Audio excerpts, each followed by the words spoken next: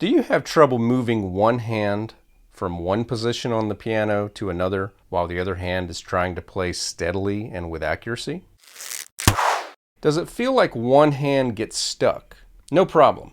Let's talk about how to get that inactive hand moving. My name is David Lane, and I like to help pianists and composers with techniques and strategies that will help them build and improve their craft. What do I mean by moving the inactive hand?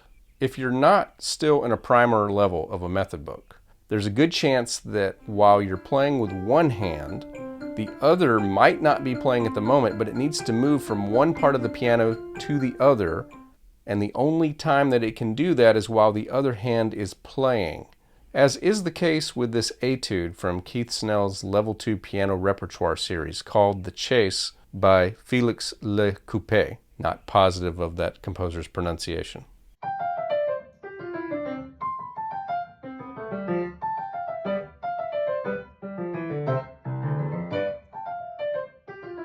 It's not like you can stop the music, move your hand, and then continue playing and then repeat this process.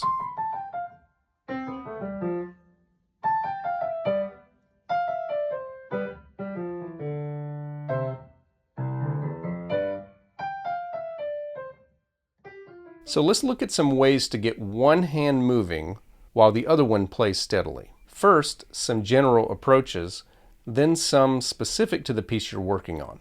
So go ahead and place your right hand on middle C and play a 5-finger scale with C, D, E, F, G up and down.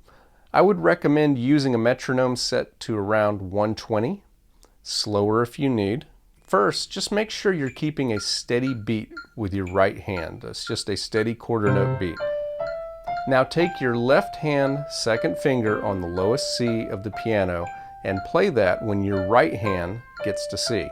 Move your hand up so that the left hand finger plays an octave higher the next time that the right hand plays at C. Cross your left hand over your right hand when you catch up to that octave, and then come back down. For the sake of this exercise, move slowly and steadily rather than quickly jumping.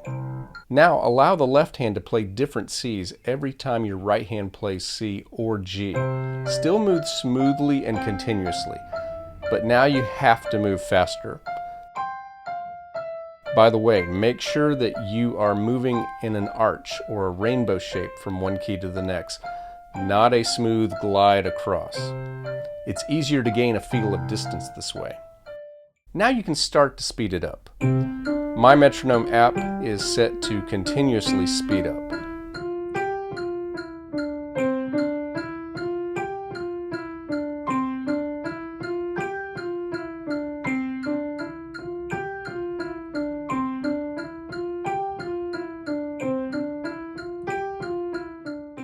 You can then repeat this process with the left hand playing the 5-finger scale up and down while the right hand starts on the highest C and moves down.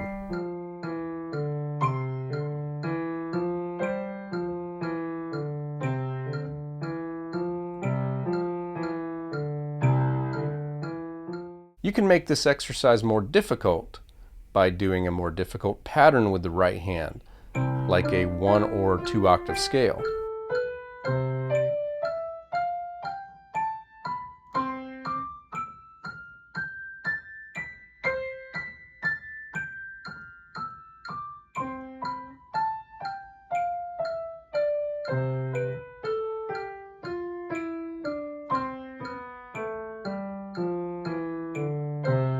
Another fun general exercise is to place 2 items like a pencil or your phone or a pair of glasses on opposite sides of the piano. While one hand plays the steady exercise, the other hand should, as smoothly as possible, move the left item to the right side of the piano and then move the right item to the left side of the piano. You can then try to do this faster.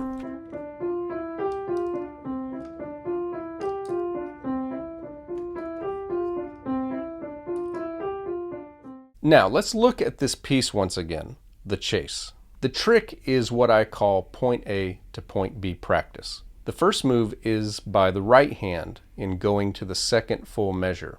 This edition is actually misnumbered because pickup measures at the beginning should not be numbered. Start with where your right hand ends in measure 1. Visualize where you're moving to in measure 2. Now play the left hand while the right hand moves up. Keep repeating that.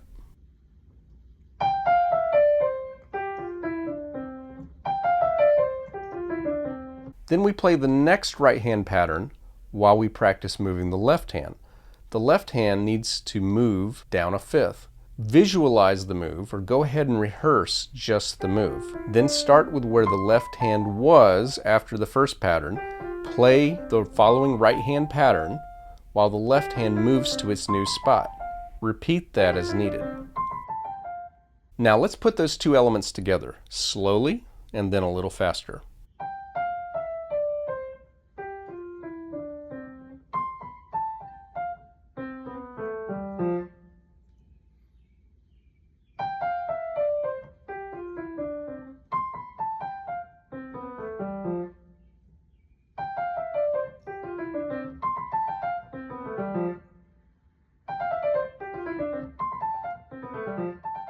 If you found this helpful, I'd appreciate it if you'd please subscribe, hit the like on this video, and feel free to share it with someone who might find this helpful. Let me know in the comment what kind of videos you would like in the future. Again, my name is David Lane, and good luck with your practice to get that inactive hand moving.